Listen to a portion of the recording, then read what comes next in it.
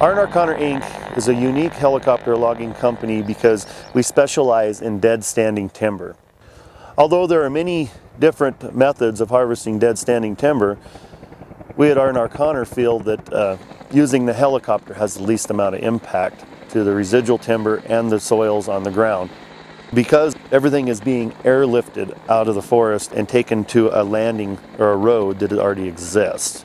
The way helicopter logging works is it's really simple actually compared to most methods of logging. We actually find a dead stand of timber or identify it, and we'll send a forester in, and he'll go ahead and mark the dead trees that will be taken out of this timber stand and leave all the green trees and the healthy trees and try to mimic what Mother Nature does naturally through fire historically. Then we send timber fallers in. The timber fallers go in and they fall the tree, they buck the limbs off of it, and they cut it to length for the helicopter. To me, heli logging is the most fun you can have with your clothes on. It's like a big video game. I've got my joystick, I'm getting my hook moving as fast as I can and going to my little orange men and trying to deliver them the hook. And we're just having fun all day long.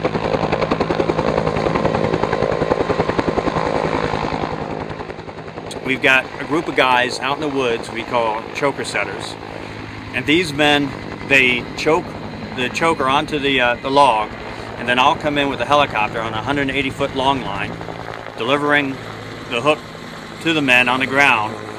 They'll go ahead and hook me up to these logs, and they're clear.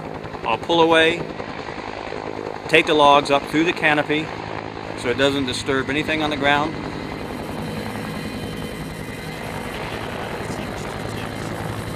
And fly it to the landing. Our turn times for each one of these intervals can be 90 seconds. And so you can deliver 600 logs a day to the landing using this method. Our turn times of 90 seconds means in an hour's time in a helicopter, you're doing anywhere from 27 to 35 turns per hour. It's a high production, really demanding job in that the guys have to be alert, they've got to be focused, they've got to know what their job is and perform it to the ultimate. Just great heli logging out here. The adrenaline goes as chopper starts in the morning and you're cranked up, ready to go, ready to work. It's a beautiful day. We've got a job out here to do, and hopefully we can do it as best as we can. The reason we heli log this is there's ground in here that can be accessible to other types of machines, and it's more environmentally sound to do it. It leaves the forest cleaner, and especially as beetle-killed stuff is for eradicate the disease and where we can, and have fun doing it. It's good stuff.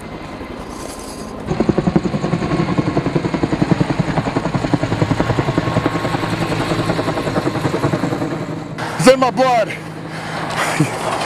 I love it. Good hard work. Wonderful people. You sleep good every night. You might hurt a little bit, but you sleep good. Good money. You just gotta love it. It's just intense. I mean, it's high adrenaline. For an hour and 40 minutes, it's high adrenaline. Then you get a 10-minute break when they fuel up. And you can actually gather yourself back up and get ready for the next cycle. The most exciting part about working with Ryan and R&R Conner is just his passion for making a difference. He truly loves the woods. He's a true environmentalist by all terms of the word. He is very alive when he goes out into the woods, and he cares deeply about it. R&R Conner started with Ryan's dream to make a difference. He started off as a young kid that didn't like working for other folks, but grew up in the woods and had a passion for it. He truly has spearheaded a whole new way that the industry goes. And so some of the things that we're working on today are exciting to both of us, as well as our crew and the people around us, because this is our opportunity to make a difference. In the fires of 2000, there was 300,000 acres of timber burned right here in our backyard. And so not only are we looking at from a beauty perspective of our backyard and the national forests and the range that our animals live in and people make their livings, but we're also looking at it from our perspective as a timber harvesting company, looking at just millions and millions of board feet of timber that's being wasted. If there's anything that I'd like people to get out of this message that R&R is trying to make, is the fact that logging is not necessarily a bad word. It's actually a technique or a tool that is used to manage our forests and extract valuable resources that we use in everyday life, not just our homes. All a person really needs to do is take a look around him and look at all the things that come from our forests that are made out of wood. We feel that we are the true stewards of the forest. We live in the forest every day. We see what's going on out there.